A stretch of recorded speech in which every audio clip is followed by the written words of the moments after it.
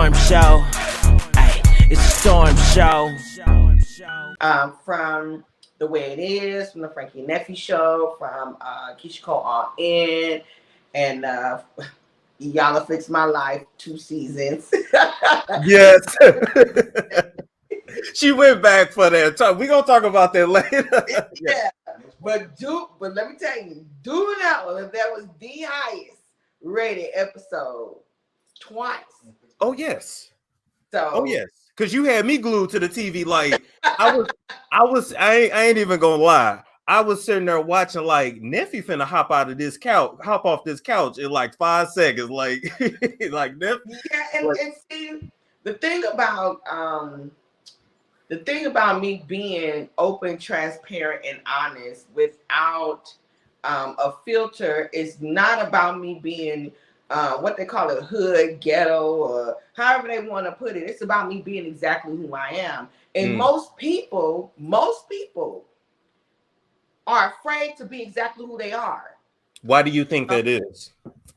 Because they like suffering in silence. I don't like sitting back and holding on to that energy and to that. No, that's not what we are supposed to do. But we do it, especially in our community. So when people say, well, what's the difference between Neffe and Neffeteria? Nothing. I'm a mother. I'm a grandmother. You don't look like no grandma, let me tell you that. I'm a grandmother.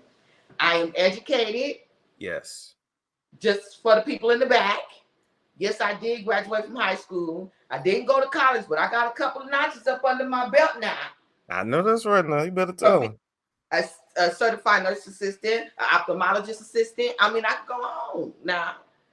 Okay? I love to read. You understand me? And I'm an all-around African-American woman, a businesswoman, boss in my own right. And so I feel like, I had to take a step back because I started to lose myself a little bit. And sometimes we be afraid of that. And I had to, just regain exactly who I am and understand that it's okay to be who you are and not be afraid of it. So I want to know what's the difference. There is no difference. You can call me Neffe. You can call me Neffeteria. People still call me Keisha Cole's sister. I'm fine with that. And I'm the oldest of 7. I think that's a little disrespectful, though. You got your own name. I'm not finna be like, oh, that's Keisha Cole's sister. That's her name's Neffeteria. Yeah, and it's hard because sometimes, I'm gonna be honest, sometimes they say, are you Keisha Cole's sister? And I say no, but Keisha is my sister. Sometimes I have to, just kind of redirect people, not because, it's a sign of disrespect or anything, but I need people to understand that we are our own each individuals. Yes. And I was blessed to be the oldest of 7. So my role as the oldest of 7 is they're my siblings.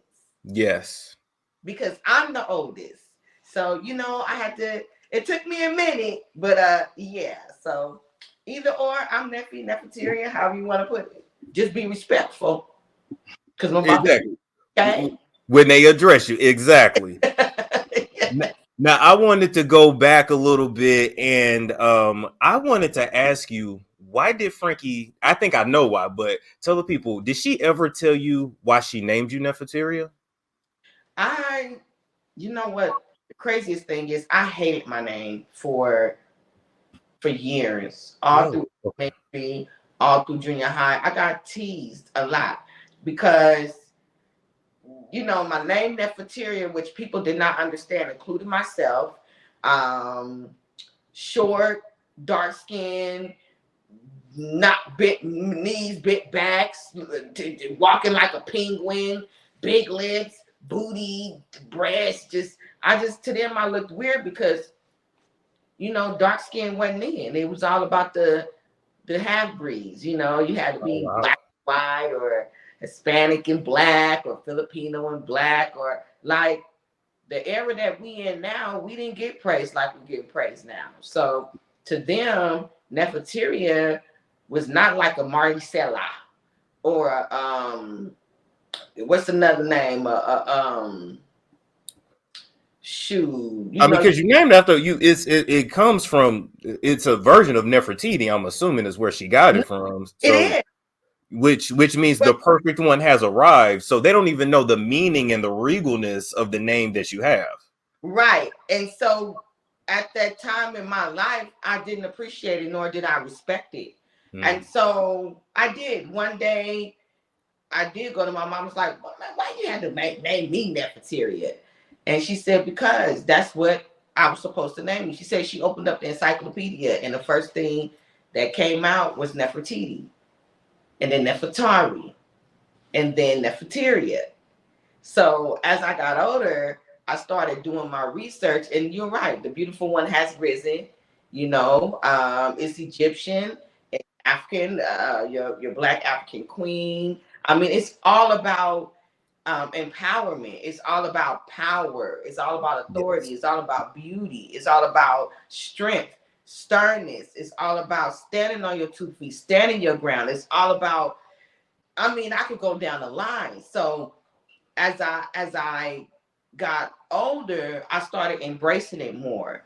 And so I decided that I wanted to, if you're going to address me as Neffeteria. Because it is within our culture in real life. Yes. Yes. Yes, it is. So, yes, it is.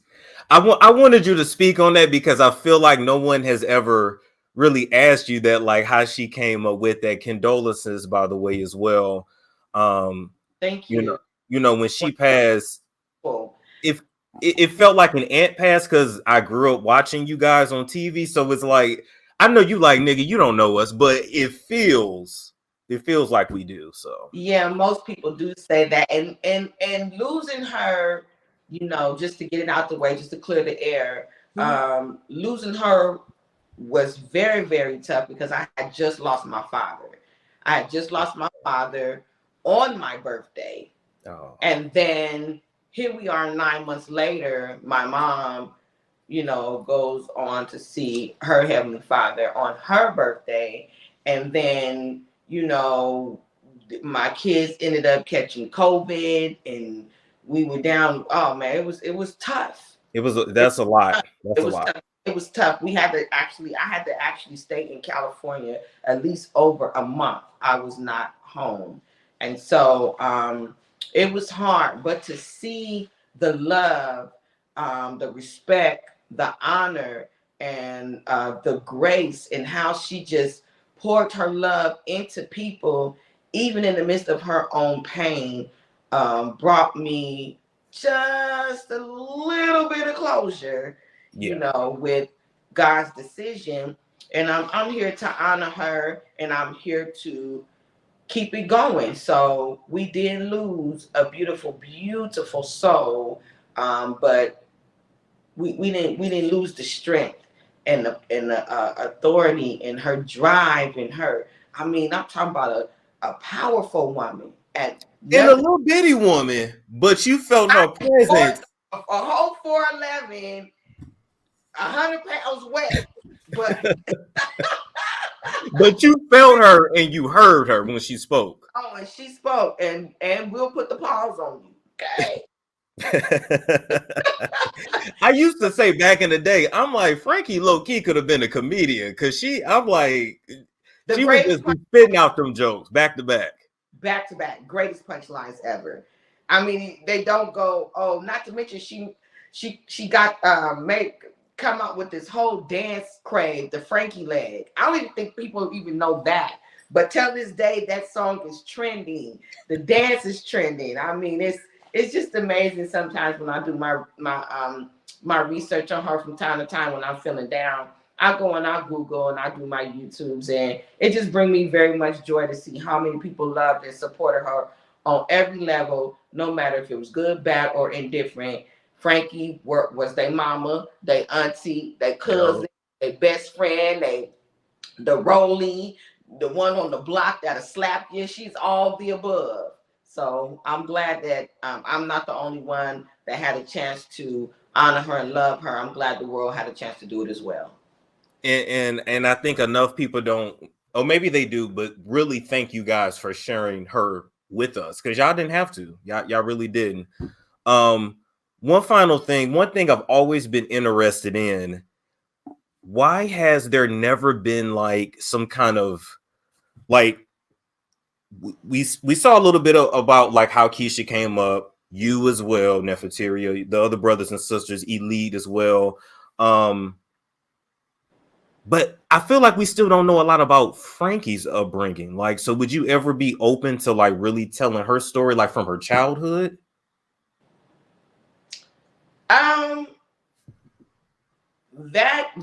That would be, discussed, but it would have to be discussed not just, with me, because she do have other children. So that's just not a question that I can answer alone. Okay.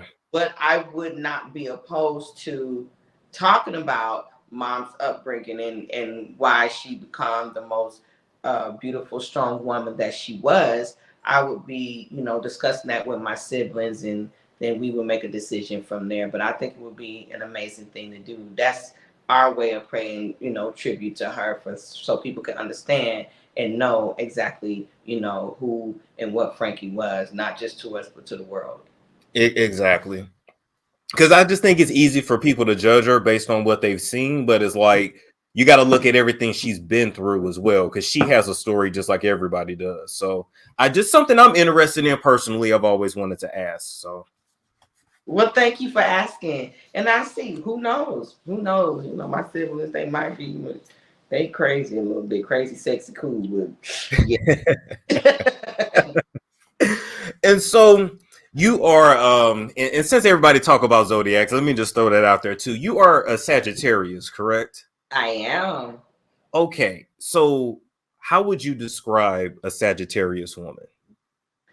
Well, I always have to let people know straight off the rip, I'm half and half. I'm half mammal and half human.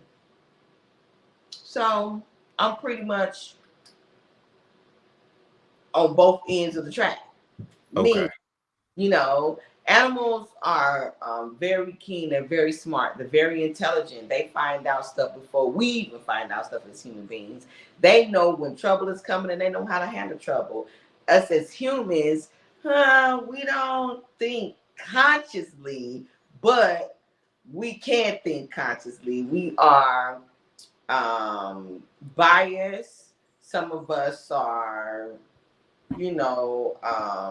vindictive. Some of us are crazy. Some of us don't know that we have bipolarism. Some of us don't know that we need help. Animals do. So I got the best of both worlds when it comes to being a Sagittarian. And so we're strong.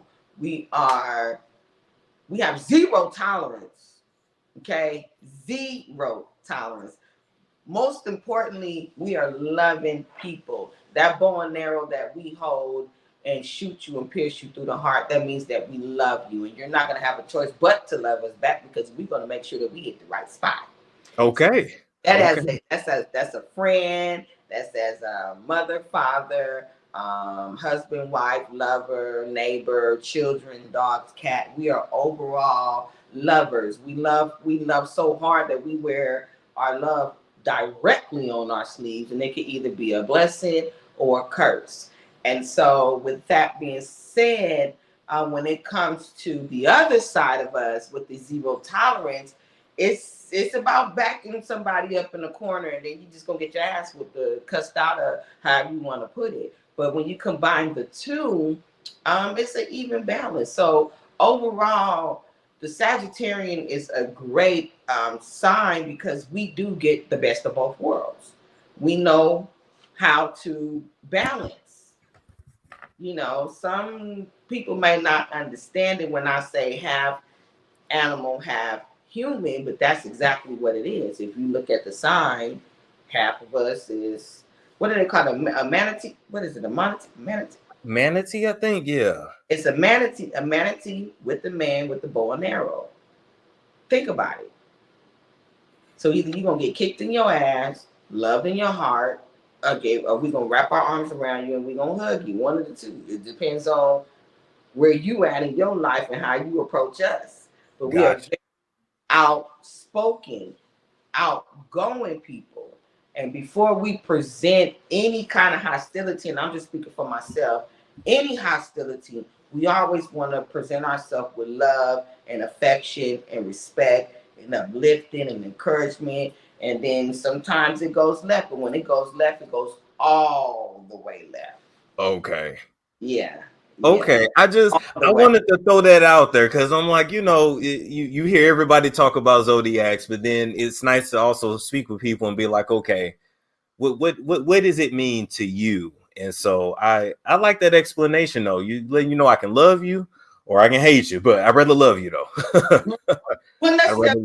I wouldn't use the word hate because hate is a strong word, but it's either you allow me to love on you or you allow me to distance myself. So when I kick your ass to the side and leave you right there, that's exactly what that means. It doesn't mean that I don't love you or I hate you. That just means right now you got to give me 50 feet, 100 feet, 25 feet. And then if we regain, we regain. If we don't, then hey, ain't no love lost. But I'm going to be exactly who I am. I'm going to speak my mind. I'm going to speak my voice, and I'm going to stand on that. And nobody's going to take that away from me. And I can still love you from a distance and show that, but it's up to you to accept that. It's up to you to say, okay, it's about standing accountable. And most of my Sagittarians that I know don't have a problem with standing accountable for any actions or being boisterous or showing love or being bold. We're bold people, very bold. And it's hard to accept somebody like that with that kind of transparency because you never know what's going to come out. You never know what's going to come out of my mouth. I might say something and then somebody, he'll tap me on the shoulder and say, what? Oh, roll that back in, roll that back. So, we're very open, honest, bold, powerful people, and we stand on that. But at least with you, I feel like I would know where I stand with you. Like if I was your friend, like I would know. I feel like I wouldn't have to guess if Neffeteria like me or not, because she gonna let you know.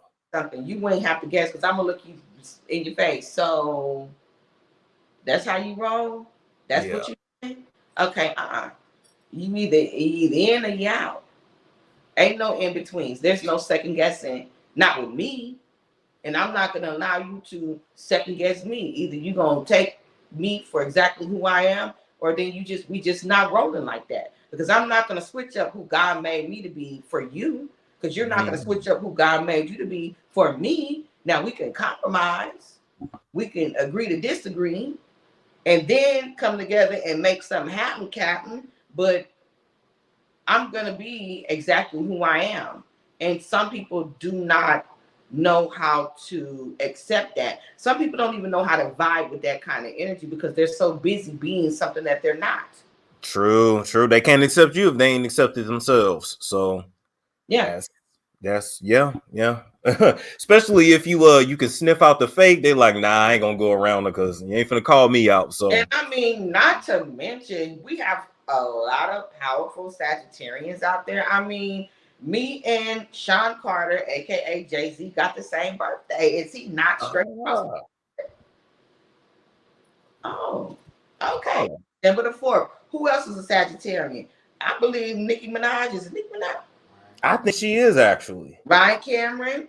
We got some real powerful, boisterous people that stand firm on who they are within our community. And I'm not just speaking on them being a celebrity or a public figure or a person or a people of power. I'm speaking in general.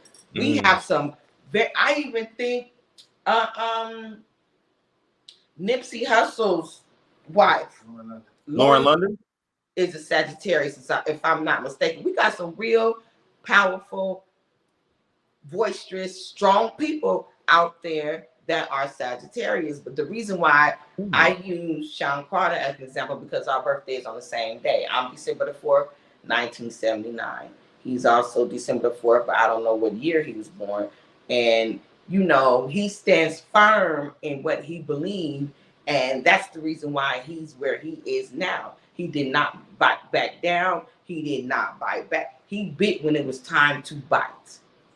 And now, oh, I'm gonna bite enough to feed and to empower and to put people in positions so that they can bite and feed too. Meaning, when these birds out here flying around, these eagles, and they go out there and they feed, they regurgitate the food to feed their family, right? True. Oh, okay. And he do the same thing. You know what? And it's interesting, and we'll move on. It's interesting that you said that, because I was watching an interview with Sean Carter, and he actually said, I'm myself no matter what room I walk in. I'm myself. Because people talk about, like, why you wear your hair like that? Why you talk like that? Like, I'm myself. I like it. So I like it. I like it. But let's shift gears a little bit. I wanted to ask you, would you ever want to get married again? I am a complete hopeless romantic. I love love. I love family. I love what it stands for. Everybody does not have that mindset. And at this time in my life at 42, 42 and fine, by the way, you know, I just cannot sit back and settle. I have settled so much when it comes to relationships.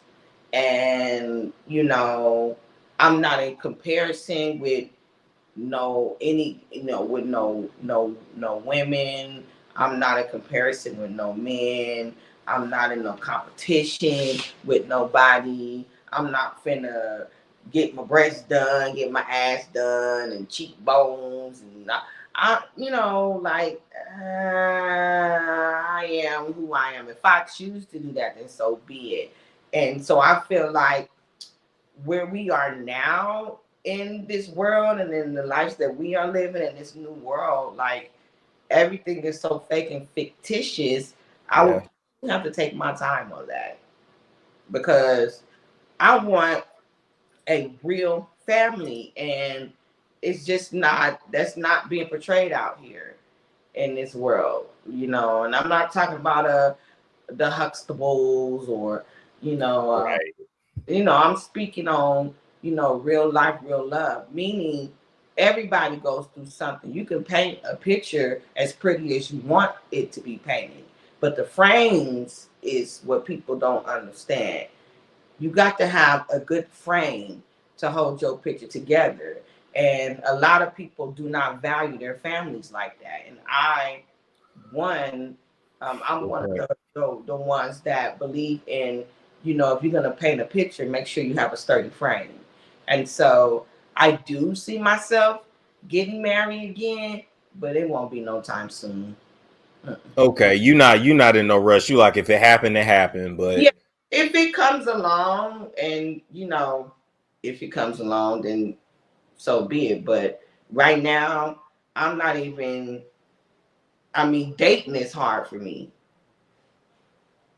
I'm still like this. So yeah. Cause you like, I ain't got time for no BS. You better come correct. So let me ask you, is there anything that you regret in your past relationships? Like, if you could, or past marriages, I should say, the ones that count. When you look back, if you're like, damn, if I could do it all over again, I would change X, Y, and Z. I don't regret neither one of my marriages. I was married twice. And I wouldn't change neither one of them, because I learned a lot. Nice. It was a lesson that I had to go through for me to be where I am right now today. So no, I wouldn't take it back for the world. I had to go through that particular time in my life for whatever reason God had me going through, so that I could learn to be a better mother, a better friend, a better wife to whoever my husband is, wherever he is. I don't know. So I don't regret anything. Nope. I don't even regret it. And I'm going to say this. I don't even regret it affecting my children, because now they're stronger. Now Ah, they know okay. the ins and outs, the do's, the don'ts, what to look for, when, how to move and how to love and how not to love. They learned a lot from going through these 2 marriages with me, and they're stronger. They are more knowledgeable. They definitely are not in the green zone when it comes to marriages and relationships. They're in the red. They know. And so, yeah, I wouldn't change it, for the world. Would I do it again in that way? No. Okay. Okay. Especially since you had to live the second one publicly, live it out in front of everybody Yeah, publicly. yeah. Yes. And that probably was one of the hardest parts of the past marriage is living it publicly. And I didn't do that on purpose. I'm not a public person when it comes to my personal relationships. And if don't nobody know that, then you're truly living under the rock, because Mhm. nobody has known if I'm dating anybody, or if I go on dates, or if I talk to any man, be it be a public figure, a non-public figure, or so I'm just not that kind of person. But due to the position that I was in and the person that I was with, it became public. So that was not, just for the record, that was not a choice of mine. That was the fact that I was married to an opportunist and didn't know it. Woo. Yeah, because people will put on the front. That they definitely will. And I'll say too, I just think for you, I don't think I think if a man is insecure, you gonna call that shit out. It's gonna be exposed. I mean, again, I had to, and before you even ask me about it, y'all, I'm just gonna address it. The purpose of me going to Iyanla Fix My Life was to save my marriage, because I wanted to honestly save my marriage. I did not want to lose another family. And unfortunately, not once, not twice, I looked at like a fool, that I did not know that I was being fooled, bamboozled, swindled, lied to, cheated on, set up, all the above. So that was not my choice. That was a choice at the time. That was a choice of my husband at the time, that we go and try and fix our lives. So I'm not gonna blame this on Iyanla. Now, what I will say is, how she handled it could have been done differently, I and agree. I had to go back to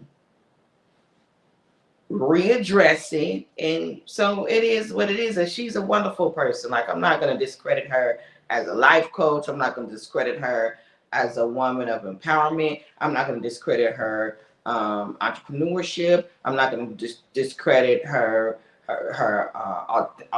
being an authentic person in the work that she does. But it just didn't work for me.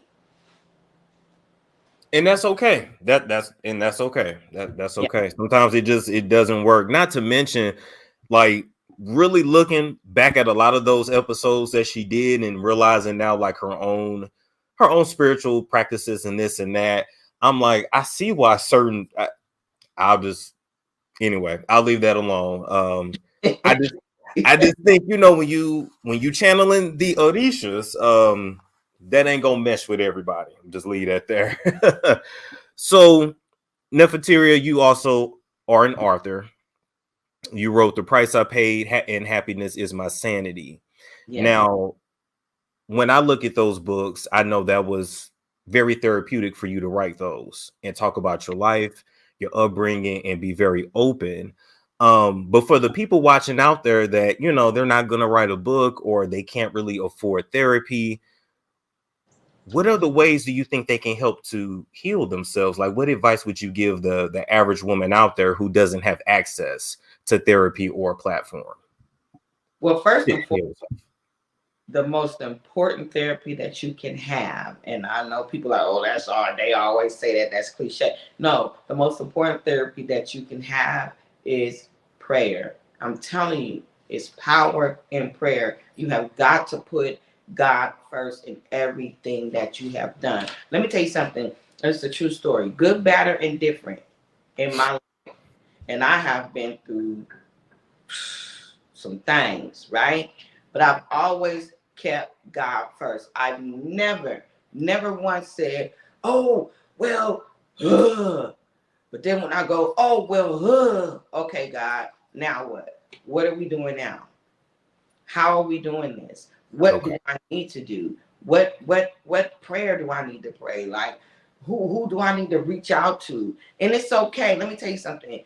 I know a lot of people feel like if they talk to somebody that they're going to be looked at or judged or put down or thrown away. It's not always about that. You never know. What you share with somebody might help them. True. Their backs might be in the corner where you don't even know they might be going through the same thing that you're going through, but just on a different level. That is true. You know, like, I always thought that talking to somebody was very important. But I also thought that, and still this day, still think that writing things down are very important. You know why? Because you can go back and you can read your own story. So when God take you through your valley and you get through your valley to walk through your next valley, you can always go back and say, man, look what I got through. Look what I overcame. So I could definitely face this next hump in front of me. You were so right. Yes. Wasn't necessarily to become an author. I'm just being honest. I wasn't looking to become an author. I was writing because I needed to get it out of my system. And it was just hurting and it was just killing me from the inside. And I'm just like, I was just, just like cute notes. And till this day, I still write little memos and notes and stuff down. And eventually, it came out to be a book. So yes, I am a 2-time author. I did not make New York's bestseller yet, but I did get 4.5 and 5 stars on both books. So I'm blessed to say that. And look, y'all can go right on Amazon and buy both books. And even when you read the reviews, the main thing that people say is thank you for being so open and honest. Yes, and I do read the reviews for anybody that's out there that would love to purchase The Price I Pay, Life After Reality TV, and also My Happiness Is My Sanity. You can get it on Barnes & Noble. You can get it on Amazon. It's on all platforms. You can buy a book, and I do read the reviews, and sometimes people inbox me and reach out to me, and I do respond to the ones that make sense, because y'all can be pretty harsh and disrespectful, but I'm okay with that as well. So yeah, be sure that you check it out, and if you want to write a review and tell me what you think, I would love to respond to you.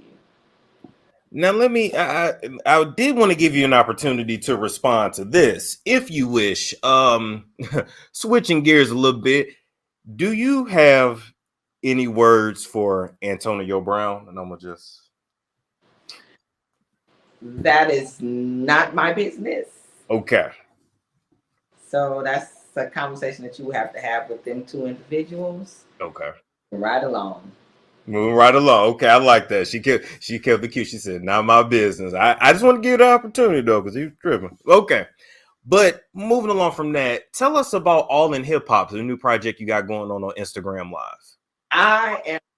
When I say I'm so excited about All in Hip Hop, it's nothing like having, bringing our culture together, be it be hip hop, be it be rap, R&B, be it be books, television, movies, plays, just our culture and our community as well. So to combine that with also some source of healing and bringing the 2 together was so interesting to me. I just could not wait to be a part of this project. When you're mixing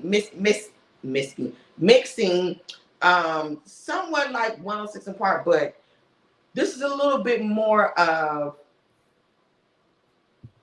the culture bringing the mental health awareness together. Okay. Because within our community, especially our community, we've lost a lot of great ones from mental health, via it be substance abuse, via it be suicide, via it be just mentally, just, I mean, I could go down the line. So for us to not only give them their flowers now, and also talk about what their flowers mean to them, especially in this day and age, is amazing. So I'm excited. June 23rd. Okay. Yes, we bringing the culture to the culture, and I just cannot wait to sit down and discuss and just smile and greet these people and you know, give them and honor them how they need to be honored while we are here on this planet, and also, you know, bring out some of the issues that we are suffering in silence here in this world today. So it's very, very important that we get this energy out there. So I mean, I can't wait. I mean, we have some really, really amazing people that are backing us up. Of course, Ciroc is one of the sponsors, and I'm Nice. grateful to be a part of that. And Prince Carter, I'm grateful to be a part of his team and just coming together and bringing the culture to the culture. So I cannot wait. Y'all keep your eyes out, June 23rd. Okay. We will be watching, because you know Prince and Jalen, Trill, Dre, they had came on too. Yeah. And and I was just like, okay, I really can't wait to see you put on your producer hat. So this is going to be fun. Yes. And this is another lane that I've always been in before even television found me. I didn't find television. Television found me, just for the record. And so I've always been to lead and to guide and to up. So when God placed me in this position, I was just like, wow, thank you once again for allowing me to use my voice for our people, for the culture, for the times that we are in now, and being able to hear and to listen to the other side as well, because a lot of people don't understand that that's the greatest thing about this kind of platform, is hearing and listening to the other side, so that we can come together. And united we stand, divided we fall. But you know, we so many haters, and you know, you want to point the finger and, oh, she ain't this or he ain't that, or no, we're not doing that. We're not doing that.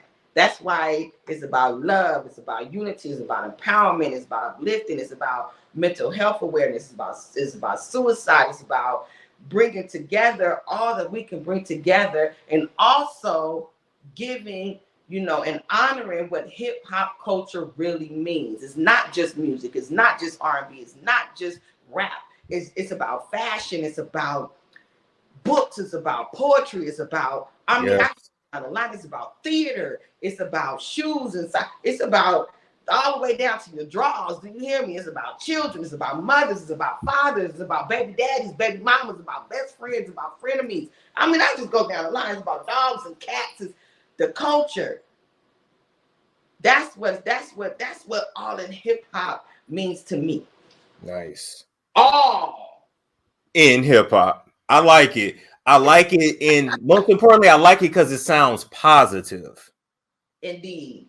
And that's what we need more of. We got so much of the negative out there. We definitely need some positive. So people, make sure you go and support. Y'all always say y'all want positive stuff. So when it's presented to you, make sure you actually go and support. Neffeteria, I want to thank you for joining me on the show today. Thank Can you you. let the people know one final time where they can find you, follow you, all that good stuff? Well, again, if you've been living under the rock, that's okay. Let me bring you from up under there because we are not hermits. This is your girl, The Real Neffeteria. You can follow me on Instagram at The Real Neffeteria. You can follow me on Facebook at The Real Neffeteria. Be looking out for my YouTube channel. Be looking out for Suffering in Silence. And be looking out for your hostess with the mostest. All in hip hop, June the 23rd. I hope to see you there. I love you. I love you guys. It's a storm show. Ay, it's a storm show.